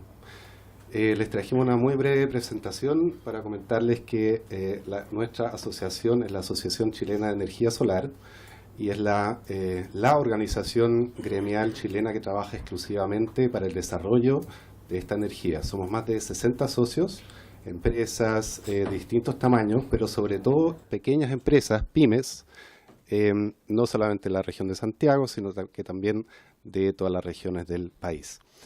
Nuestra meta es que la energía solar sea la principal fuente de energía primaria en Chile, porque creemos que tiene todo el potencial y sobre todo a toda escala, y queremos que adquiera un rol importante en todos los sectores de la economía, aportando la calidad de vida, el medio ambiente, la eficiencia y la autonomía energética. Nuestra asociación fue fundada en 2007. Como les decía, hoy contamos con más de 60 socios. Acá tenemos un breve resumen, no solamente son empresas, también instituciones, universidades. Y quiero destacar, ya yendo un poco al tema, el éxito en las grandes plantas solares fotovoltaicas que todos nosotros hemos visto, ¿no es cierto?, en los últimos años, y que incluso a nivel internacional nos admiran por la rapidez y el éxito que hemos tenido en ese ámbito y en la transición energética chilena. Ahora, si hacemos una pequeña comparación con lo que está ocurriendo en generación distribuida, aquí intenté de llevarlo a la misma escala.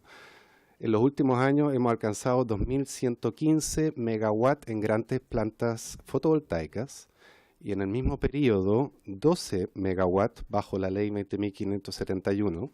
O sea, llevándolo a la misma escala casi ni siquiera se logra ver. Entonces, ¿por qué digo esto? Para que cuando se habla de este tema y de cómo impulsarlo, nosotros realmente creemos que es absolutamente necesario. Recién hemos iniciado los primeros pasos en la generación distribuida, en la generación ciudadana que lleva esta energía directamente a los techos de la gente, y todavía es tan pequeño este desarrollo que creo, o como asociación creemos que es demasiado temprano como para decir que es necesario limitar en cierta medida este desarrollo. Es todo lo contrario, necesitamos promoverlo.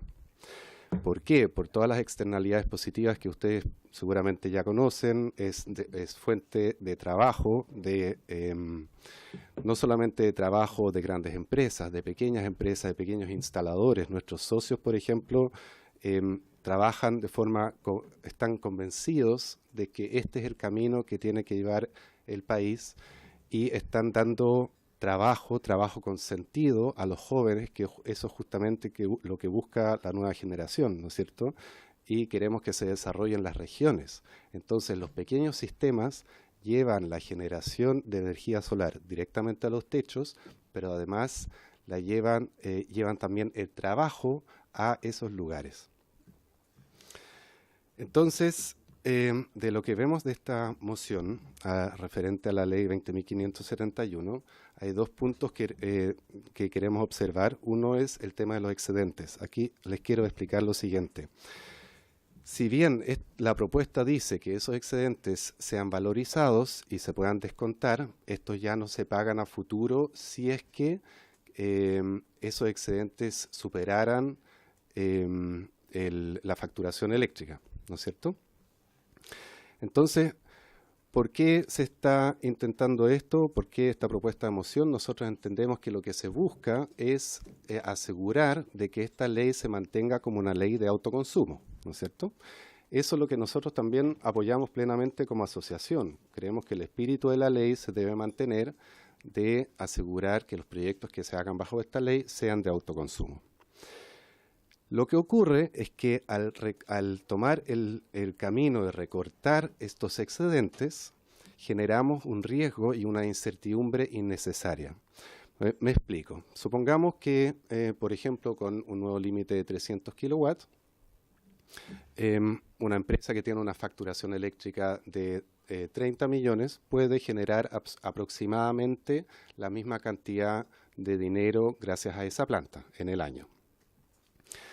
Pero si a futuro, por ejemplo, por medidas de eficiencia energética, ese cliente regulado reduce su consumo por medidas de eficiencia energética, porque cambia de rubro, algún esquema de ese tipo, entonces esos excedentes ya no van a ser remunerados y eso genera una incertidumbre muy grande. Nosotros creemos que sería mucho más importante desde un inicio verificar si el proyecto tiene la intención de ser de autoconsumo, y si es así, entonces también mantener el pago de estos excedentes, porque no sabemos cómo se va a desarrollar la tecnología, no sabemos qué es lo que le va a ocurrir a ese cliente a futuro. Probablemente los casos donde el consumo eléctrico vaya a bajar muchísimo de manera que se tengan que pagar esos excedentes sean muy pocos, ¿ya? Porque la tendencia con la movilidad, electromovilidad, con muchos otros temas, la tendencia es que el consumo eléctrico siga subiendo. Pero en esos pocos casos, que el tema en el momento de evaluar el proyecto no sabemos cuáles van a ser esos casos, no podemos generarle una incertidumbre a esos clientes o a esos potenciales generadores solares ciudadanos, ¿ya? No estoy hablando solamente de residencias, estoy hablando también de pequeñas y medianas empresas.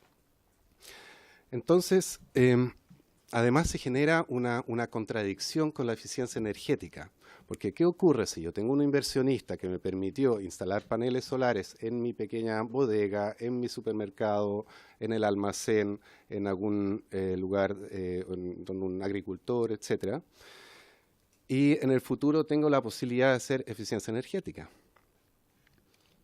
Y entonces ese inversionista o yo mismo me voy a tener que hacer la pregunta si realmente quiero hacer eficiencia energética, si eso va a poner en riesgo el retorno de inversión de mis paneles, ¿ya? Entonces ahí se genera una contradicción muy grande, porque en el fondo lo que debería ocurrir es que la eficiencia energética siempre vaya de la mano de las energías limpias. Y el mejor kilowatt-hora es el no generado, por lo tanto la eficiencia energética es lo primero, y adicionalmente tenemos que velar por las energías renovables y la energía solar en particular. Entonces, eso es un gran punto. Además, nosotros creemos que esta moción podría llegar a encarecer los proyectos, porque si un inversionista se encuentra con la situación que el riesgo, que se genera un riesgo adicional, porque empezamos a vincular el consumo de ese lugar con el retorno de inversión. Un riesgo adicional para un inversionista automáticamente significa que tiene que aumentar el porcentaje, encarecer el proyecto, y eso es justamente lo que no queremos. Nosotros lo que queremos es que la energía solar sea cada vez más barata, y aquí hay otro punto. Los primeros, pensemos que de estos proyectos, de estos 12 megawatts a finales del 2017 o 16 megawatts que se han instalado hasta el momento, estamos hablando de 2.600 instalaciones frente a 6 millones de clientes eléctricos. Tenemos la oportunidad única hoy en día de que todos los chilenos, o gran mayoría, se pueda convertir en no solamente clientes, sino que en generadores empoderados, participantes activos de un nuevo sector eléctrico. Esa oportunidad nosotros creemos que no la podemos perder. Entonces, de estas instalaciones, además, la mitad corresponde a programas de gobierno, que son el programa de techos solares públicos, reconstrucción, etcétera, y solamente una pequeña parte al final son proyectos del segmento privado. Obviamente, como ocurre con muchas tecnologías, los primeros proyectos que se realizan en el espectro de mayores ingresos, ¿ya? Eso es un pequeño inicio. Lo que nosotros queremos es que todos podamos acceder a la energía solar. Pero si nosotros con una moción así, quizás ni siquiera por intención, reducimos el potencial de desarrollo, eso se va a aplazar. Y la consecuencia puede ser que a nivel internacional nos sigan viendo como caso de éxito en grandes plantas, pero a nivel de generación distribuida incluso como un fracaso. Porque lo que estamos viendo hasta ahora, después de 4 años, yo personalmente no creo que esto lo podamos llamar un éxito. Entonces, nosotros frente a los excedentes tenemos una propuesta de solución, que es asegurarnos al inicio del proyecto, cuando el interesado ingresa al formulario 3, que es la solicitud de conexión a la distribuidora, junto a eso se revise si el proyecto es realmente, o sea, está pensado realmente con la intención de ser de autoconsumo. ¿Cómo se realiza eso? La misma distribuidora a la cual se le hace llegar la solicitud de conexión tiene el historial de consumo, ¿no es cierto? Entonces, si ese historial de consumo va en relación o está al mismo nivel aproximadamente de lo que se espera que va a generar esa planta fotovoltaica, claramente la intención es de autoconsumo. Y si a futuro ese consumo baja, como les decía, por eficiencia energética, por cambio de rubro, incluso quizás la pequeña empresa, cambios tecnológicos, incluso esa pequeña empresa quizás podría estar en problemas, tener que reducir su productividad. Un agricultor, por ejemplo, que tiene un año de sequía, donde baja el consumo de agua, o sea, baja el consumo eléctrico, pero por una problemática que está viviendo, entonces que por lo menos se pueda asegurar ese pequeño ingreso que tiene su planta solar fotovoltaica. Entonces, se hace la verificación del proyecto al inicio y con eso aseguramos, por ejemplo, que el proyecto está validado como autoconsumo. Es decir, a futuro entonces cambia ese consumo, se respeta la intención original del proyecto y de esa manera le damos respuesta a lo que estamos buscando, que es mantener el espíritu de la ley, evitando que bajo esta ley se realicen proyectos de comercialización, y por el otro lado no generamos incertidumbre adicional. El otro aspecto es el aumento del límite de 100 a 300 kilowatts. Nosotros también vemos que 100 kilowatts es muy bajo, porque acá no solamente estamos hablando, ustedes saben, de generación ciudadana o residencial, sino que también de pequeñas y medianas empresas. Ahora les quiero dar una pequeña figura para que se hagan una idea. 100 kilowatts de potencia instalada de paneles, con paneles estándar de eficiencia actual, estamos hablando de no más de 600 metros cuadrados de techo. O sea, un paño de 20 por 30 metros. Este mismo edificio tiene muchísimos más. Y por lo tanto, un proyecto de 300 kilowatts serían 1.800 metros cuadrados. Hay muchos techos que de esa manera no se podrían aprovechar. Entonces, nuestra consulta es, ¿por qué obviamente celebramos el aumento y que se discuta, pero nos preguntamos también por qué 300 kilowatts? O sea, por 302 kilowatts o 350 kilowatts tampoco se va a hacer un PMGD. Sigue siendo muy pequeño. Y por el otro lado, la ley dice claramente, esta ley está pensada para los clientes regulados. Y si está pensada para los clientes regulados, ¿por qué no utilizar esta herramienta para todos los clientes regulados y no limitarlos artificialmente? Porque no existe una razón técnica para limitarlo de esa manera.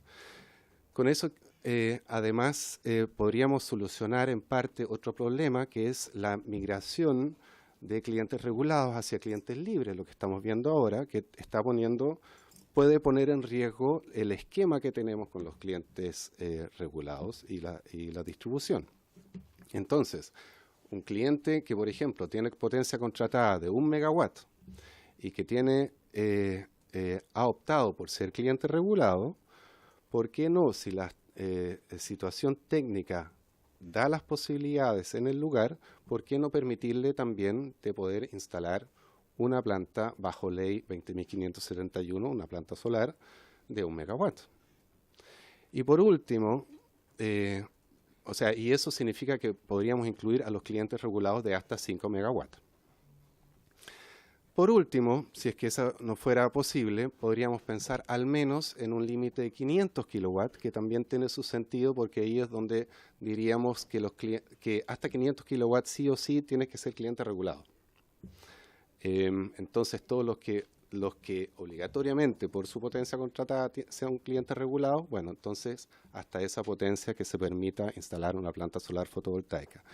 Y quiero aclarar un aspecto que creo que es muy, muy importante, que tiene que ver con los pagos. La ley 20.571 en las tarifas diferenciadas paga exactamente el mismo valor a los excedentes al cual compramos. Entonces, si lamentamos que los excedentes se están pagando a $90 por megawatt hora o incluso 60 pesos por kilowatt hora, eso no es culpa de la ley o de alguna cosa así, sino que claramente tiene que ver con los contratos antiguos que estamos viviendo. Entonces, no podemos decir, por un lado, que podríamos salir a comprar a contratos actuales a $30 por megawatt hora y al mismo tiempo y lamentar que estamos pagando excedentes a 90, si en el fondo todos nosotros como clientes eléctricos estamos sufriendo las consecuencias de los contratos antiguos. Si yo estoy pagando mi energía por estos contratos antiguos a $90 por megawatt hora, ¿por qué no van a vender también a ese precio? Recordemos que toda la parte infraestructura, potencia relacionada a la distribución no tiene nada que ver con ese valor. O sea, aquí no existe subsidio, aquí no existe apoyo en particular, estamos totalmente dentro del esquema del mercado y una planta en el billing no está... Estoy terminando. Y no le estamos quitando absolutamente nada a nadie.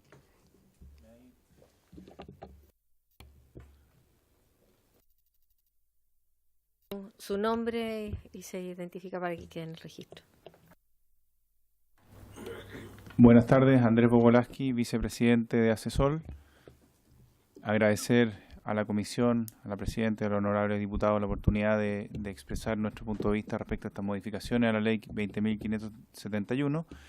Y en beneficio del tiempo, solo para complementar la exposición de Gabriel, quiero referirme a 3 puntos que creo que son importantes de tener en consideración al realizar estas modificaciones.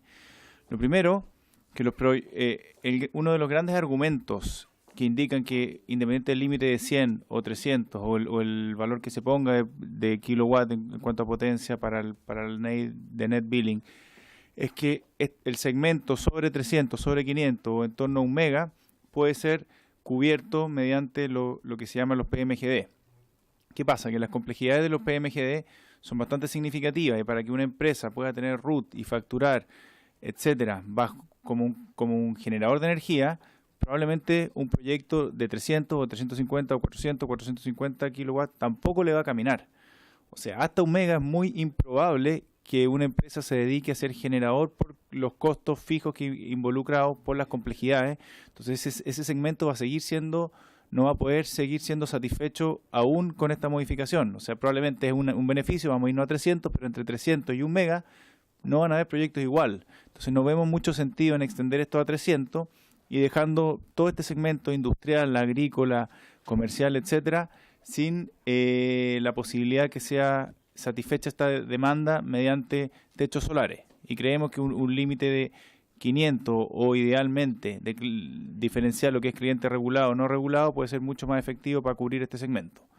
Segundo punto, lo que medimos nosotros, estamos en la etapa de introducción de esto. Tenemos poco más de 2.500 sistemas y si queremos realmente pasar en cuanto al ciclo de vida del producto a la etapa de crecimiento, lo último que debemos buscar es que la regulación obstaculice esto. Vemos que estos 2 puntos que están siendo conversados en este minuto evidentemente ayuda el tema de los 300 kilos en vez de 100 kilowatts de potencia como límite, pero sigue sin promover, sin facilitar, y entendemos que la regulación debe ser algo que promueva, obviamente garantizando la estabilidad. Estos puntos no ponen bajo ningún punto de vista en juego la estabilidad del sistema, pero sí necesitamos que promuevan y ayuden a que entremos a la próxima etapa de crecimiento donde podamos masificar los sistemas solares fotovoltaicos. Claro, y es re importante compararnos con qué pasa en todos los otros países que están implementando leyes similares. Nosotros ayer mostrábamos en un seminario bastante interesante una tabla y somos los que tenemos el límite más bajo. Cuando el que nos sigue está a 500. Nosotros estábamos, que en México, en Argentina, México tiene 500, Colombia tiene 1000, Argentina tiene 500, en Estados Unidos diferentes estados tienen 1 mega, 2 megas, por lo cual entendemos que el límite que se está poniendo es bastante bajo aún. Y solo para terminar, entendemos que la regulación para el sector eléctrico tiene que ser bastante dinámica. Los cambios son muy rápidos, se cumplen todos los pronósticos mucho más rápido de lo que uno puede proyectar.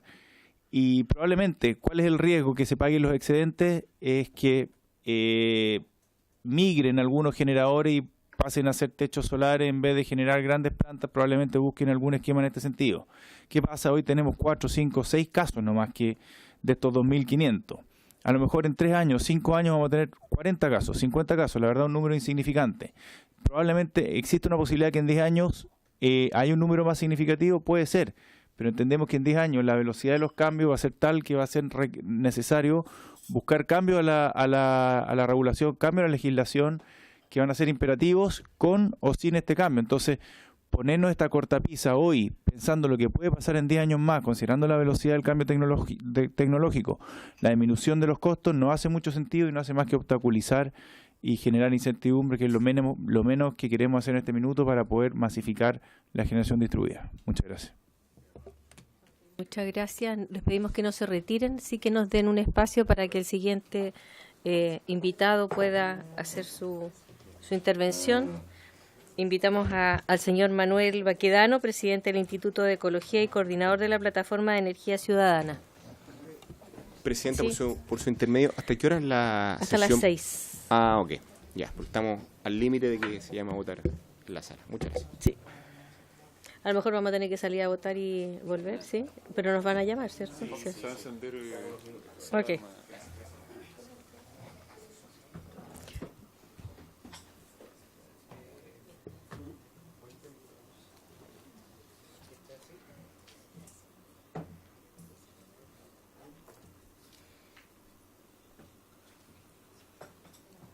Don Manuel. Buenas tardes. Le agradezco la posibilidad de estar exponiendo aquí ante la comisión este tema del proyecto de reforma a la ley 20.571. Yo diría que la transformación que se está viviendo solar que está viviendo el país comenzó desde el punto de vista legislativo bajo el primer gobierno del presidente Sebastián Piñera.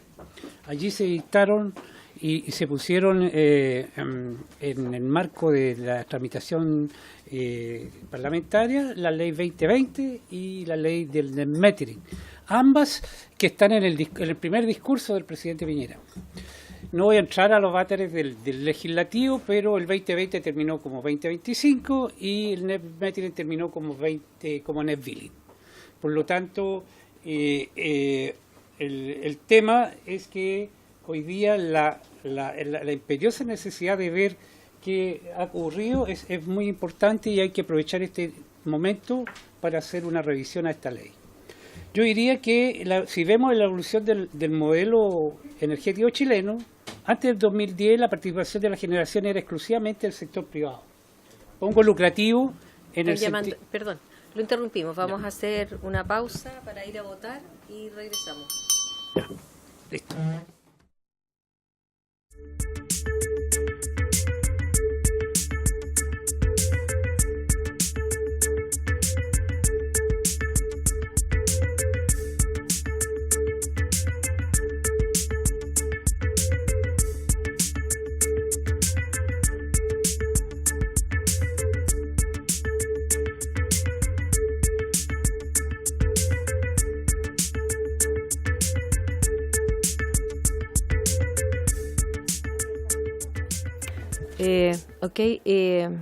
Colegas, les propongo entonces prorrogar 15 minutos para poder terminar esta sesión.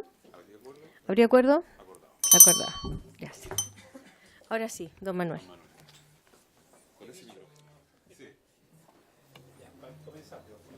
Entonces, decíamos que, ¿pero qué pasa? Entonces, hasta el 2010 la participación era exclusiva del sector privado. Después del 2010 se incorporó la posibilidad del Estado, de ahí la geotermia, el programa de techos solares. Pero ¿qué pasa con la energía del sector privado no lucrativo o la energía ciudadana? La actual ley de generación no incentiva la participación de la ciudadanía en la generación de energía. Y más o menos son las mismas cifras.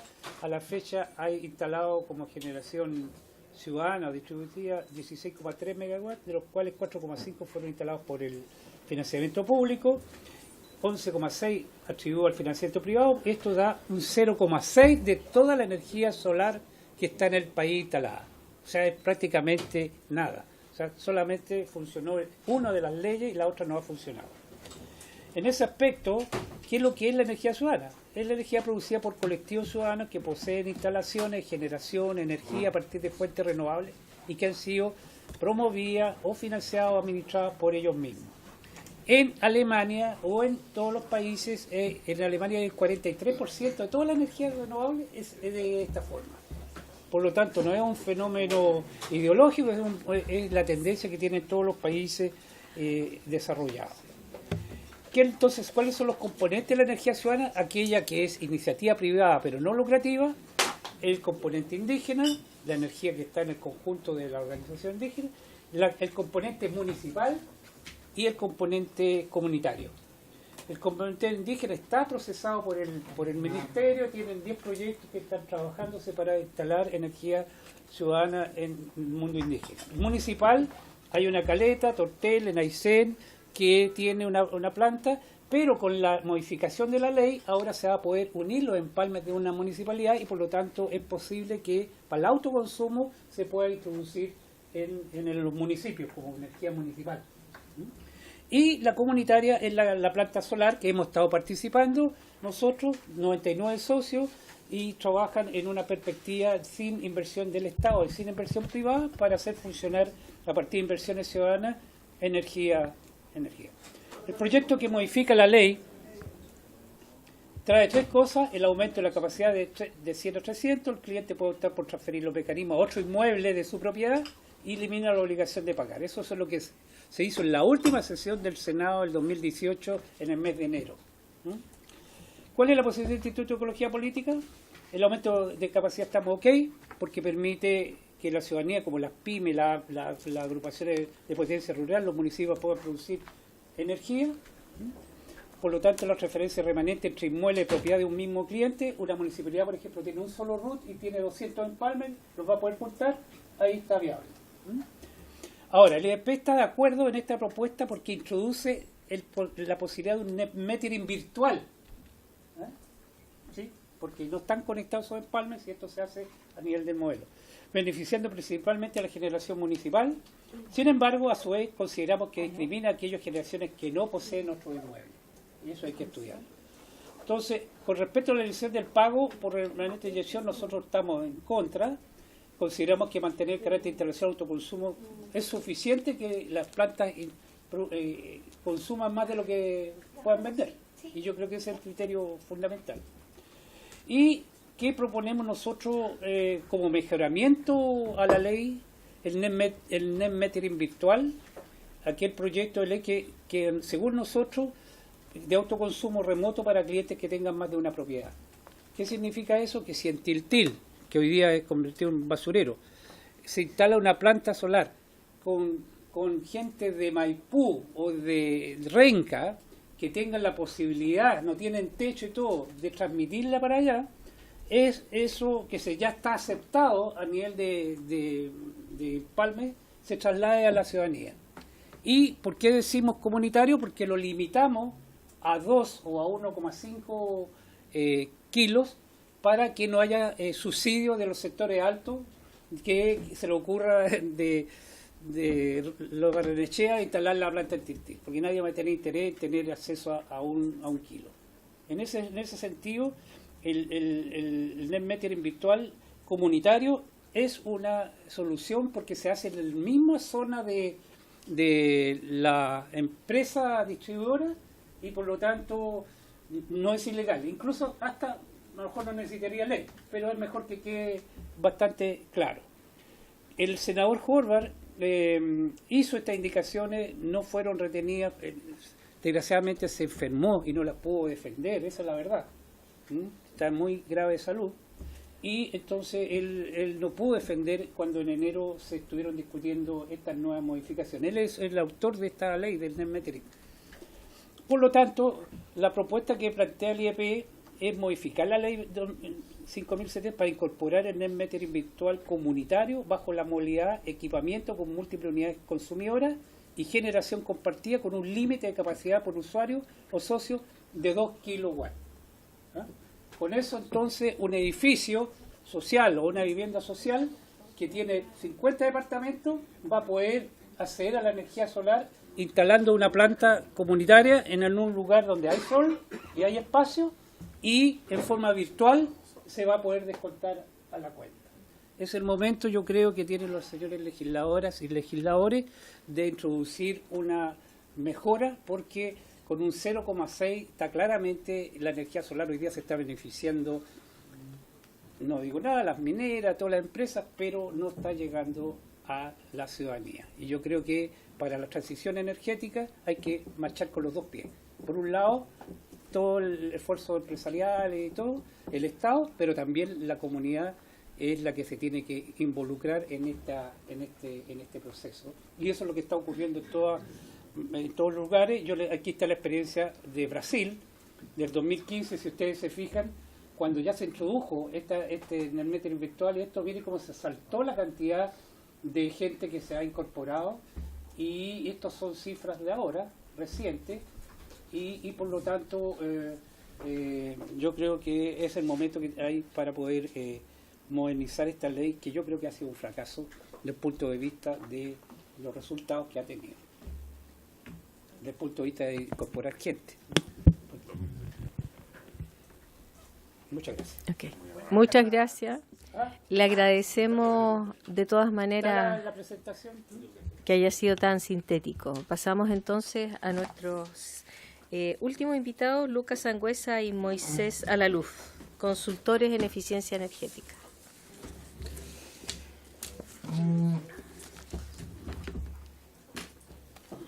No, me quedo aquí.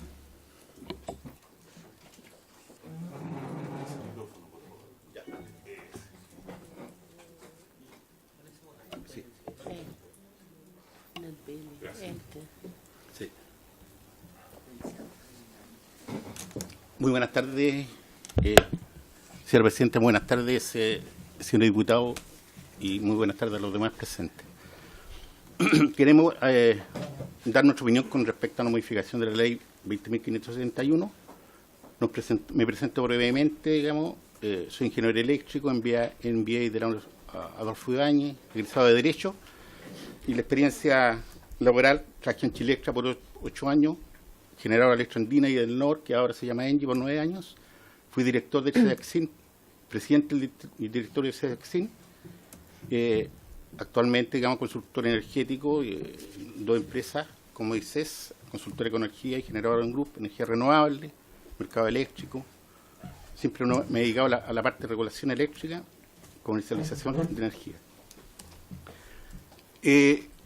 Nosotros viendo la modificación que se estaban dando, digamos, de la ley 20.571 y estando, digamos, con unos proyectos, digamos, con unos liceos, quisimos analizar más en el fondo y ver la aplicación, digamos, de la ley actual y la ley y la modificación en el futuro, a ver cómo impactan, pero en la parte práctica.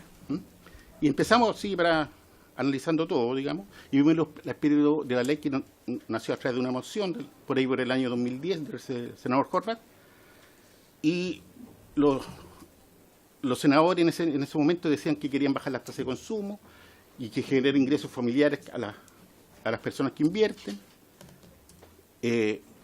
Por otro lado, también que los propios consumidores tengan incentivos para generar energía, no solo para su consumo propio, sino también para venderla al sistema. Eso decían ellos. En esa oportunidad, el senador Procurica decía que tenía una idea revolucionaria para su tiempo, digamos, que las personas inviertan su fondo de jubilación, o parte de ello, al parecer dijo, y la señora Rincón dijo que esto favorece la competencia del mercado y la diversificación del mercado. Y ya en esos tiempos nacía, digamos, la pregunta, ¿qué pasaba con la... ¿Se pegó, parece? Tenemos un problema con un virus en ese computador. ¿Sí? Pero Mariel lo maneja... Ahí pasa, parece. Ahí está. Claro. En ese tiempo ya había el tema, digamos, qué pasaba con los excedentes, digamos. Y un senador decía que acaso un pequeño empresario, una pequeña cooperativa, no puede producir 5 megas para satisfacer sus necesidades, y el excedente con fines comerciales eran las preguntas que se hacían en esos momentos. Inclusive, decían con respecto a los remanentes, había un senador que decía, el inciso quinto dispone que se transcurren 12 meses, que es algo que podrá explicar tal vez el senador Horvath, decía, topón para adentro, o no, decía. Se expresa que los remanentes solo podrán ser rebajados hasta la factura correspondiente al último mes del periodo antes señalado, o sea, si no se logra rebajar todo lo que se generó en el año y sobra. Eso no se devuelve, y decían, no parece justo. Y ya en ese tiempo era, yo creo que la misma discusión que actualmente que se está dando, digamos. Y el senador Bianchi le decía, eso se va a sacar, y afortunadamente se sacó.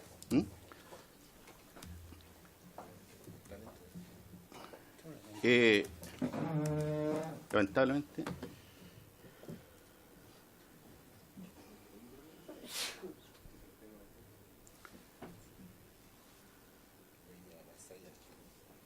nos pasamos al tiro. Bueno, sí. No, a ver, espérate. Ya eso sí estamos bien. Vamos entonces ahora a la práctica de cómo se aplica la ley 20.020. Sí, pero espera. ¿Ah? Ahí está, vamos a hacerla así mejor para que... Entonces, ¿cómo se aplica realmente lo que hay actual de la ley 20.571? Estas son la tarifa de suministro eléctrico de Chilquinta, que se está aplicando a partir del 1 de mayo de 2018, ¿no es cierto? Se cobra un cargo fijo mensual y por la electricidad consumida, ¿no es cierto? Cargo por energía 82,159 pesos por kilowatt hora, cargo por potencia, por compra de potencia y cargo por potencia base de su componente de distribución. Y hay una cosa que desde que yo entré a trabajar a Chilectra nunca comprendí por qué se cobraba la energía consumida sobre el límite de invierno. O sea, hay una desincentiva que se consume electricidad y las distribuidoras deberían hacer al revés, que deben vender electricidad. Además que los precios son totalmente muy altos. Y hay un tema que, no sé si ustedes ya saben ya, pero hay una ley, la 20.956, que es de transmisión, que se está aplicando a partir de ahora este año, que va a subir todas las tarifas de energía, todas. Porque, para hacerla simple, antiguamente todo se pagaba 50% de los generadores, los sobrecostos del sistema, 50% de los clientes. Con la nueva ley lo paga todo el cliente. Por lo tanto, todos los clientes libres, la señora Juanita, le va a aumentar la tarifa. Bueno, en ese mismo boletín de Chilquinta dicen que las tarifas eléctricas para generadores residenciales le pagan solamente la energía, que son los 82 pesos. Bueno, veamos la parte práctica cómo funciona esta cosa. El net billing actual, tenemos a la señora Juanita, ¿no es cierto?, que ella tiene un techo solar. No, imposible parece. Y nos quedan 3 minutos. Sí. ¿Es posible que ustedes vuelvan a la próxima reunión? ¿Cuándo sería esa próxima reunión? El 30 de mayo. 30 de mayo. Yo no tenía problema. Ya se comprometió. Y nos comprometemos a tener un notebook en buenas Pero condiciones. si lo adoptamos por unanimidad, Para ilustrar el debate. Sí, para ilustrar el debate, ¿podrían ellos terminar la próxima Para semana? los efectos de ilustrar el debate es posible, en la discusión en particular. Claro, ¿Les parece? pero déjame explicarle un tema súper importante para que se hagan con la idea por lo menos. Si existe una señora Juanita, ¿no es cierto?, que tiene un techo solar, ella tiene un medidor bidireccional, que es la flecha de ahí, y ella cuando consume energía de la red paga 140 pesos por kilowatt, y cuando ella, ¿no es cierto?, inyecta al sistema, en este caso era otra presentación, era otra... Chuta. No lo curamos. Claro. Una animación. Claro. Entonces, pero no vean el cero que ella vende, digamos, a 82. Entonces viene la distribuidora, pesca ese kilowatt, ¿no es cierto?, de excedente, lo mete a la red, y a sus vecinas, la señora Julia y la señora María, en vez de cobrarle, ¿no es cierto?, los 82, le cobra 140. Yo, en ese aspecto, no sé por qué. Le cobra 140, ¿no es cierto?, si me la compró a 82. Entonces ahí, esta ley, digamos, ha producido grandes beneficios para la distribuidora y no para los consumidores. Ojo, ella está ganando un 40% en forma instantánea al pescar un kilowatt de excedente de la señora Juanita y venderlo, porque la energía no se puede almacenar. Por lo tanto, lo vende de forma instantánea. Los remanentes para ellos da lo mismo, son pocos. Por ejemplo, si tienen una inyección de 30, ¿no es cierto?, porque el día domingo se levantan tarde, el techo solar, ¿no es cierto?, está produciendo y mete a la red, o cuando sale de vacaciones, ¿no es cierto?, le descuentan 20 y tienen un remanente de 10. Y ese remanente de 10, ¿no es cierto?, va a persistir, supongamos, en promedio para toda la vida. Nunca se le va a pagar. Por lo tanto, en la nueva aplicación de la ley, la energía, ¿no es cierto?, que está comprando la distribuidora de la señora Juanita del techo solar es de cero. O sea, ella está ganando 140,42 porque lo vende inmediatamente, y como los remanentes, de acuerdo a las modificaciones de la ley, se puede pasar para el otro año, para el otro año, para el otro año, hasta el infinito, nunca la señora Juanita va a recuperar esa plata. Por lo tanto, hay como le dijera, por un lado, es imposible. Por un lado, digamos, la empresa distribuidora, ¿no es cierto? 5 minutos más, ¿les parece? Sí. Por un lado, la empresa distribuidora, ¿no es cierto?, se está beneficiando con la nueva modificación de la ley. Antes tenía que pagarle a la señora Juanita los 82, ahora le va a pagar 0, ¿no es cierto? Por lo tanto, eso produce aproximadamente como cerca con lo que hay, de 0,27, digamos, por ciento, digamos, de techo solar, en función de la demanda del SIC, como $1 millón anuales, y si esto sube 10 veces, va a ser el mejor negocio que van a tener la empresa distribuidora con la modificación de la ley. Eso creemos nosotros que no se puede hacer. El otro punto, que la empresa distribuidora no le reconoce la potencia a la señora Juanita, porque dice que no es segura, digamos, que pueden haber nubes, ¿no es cierto? Entonces no se puede generar lo correspondiente, pero pesca ese kilowatt con sin potencia y lo vende con potencia. O sea, se está ganando en la pasada, digamos, 16 pesos por cada kilowatt, que son millones y millones de dólares. Por eso hay una otra lámina por ahí, a confesión de parte, digamos, vino para acá Rodrigo Castillo, dijo, oye, si yo no quiero esa plata, porque era demasiado. O sea, con la nueva modificación. No, ahora ya. O sea, si en este momento se están ganando. Claro, si yo estuviera como yo estuviera trabajando en Enel, yo lo único, yo les daría a través de. Les daría los paneles gratis. Pues. Si por la pasada me estoy ganando un 40%. Oye, buena idea. ¿Comprendí? Don Lucas, Claro. yo le propongo y lo dejamos invitado para la próxima sesión para que venga a ilustrar un poco más esto y nosotros vamos a votar hoy día en general. Si les parece, colegas, y los esperamos ustedes, ¿sí? Una consulta, ¿el proyecto está con urgencia simple o le quitaron la urgencia simple? No, La renovaron. se renovó la urgencia simple, por lo tanto tenemos 30 días más. Hasta el 14 de junio.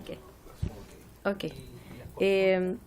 Tomamos la votación uno por uno en general. Solo en general, la idea de legislar. Solo en general la idea de legislar. Vamos. Señora sí. A favor. Don Jorge. Señor Rey. A favor. Señor Gaona. A favor. Sí. Señor Noman. A favor. Esto es como el conjunto. Levanta la mano como un remate.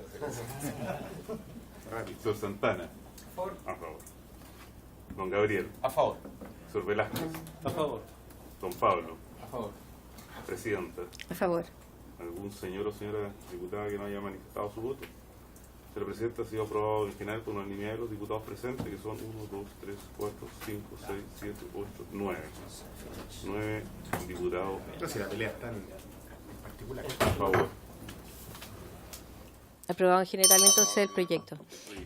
Antes de levantar la sesión, quiero, aparte de dejar invitado a don Lucas, las otras dos presentaciones también fueron hechas a lo mejor muy rápido. Si alguno de los colegas se quedó con alguna pregunta, por favor hacerla llegar para que ellos también por escrito puedan responderla.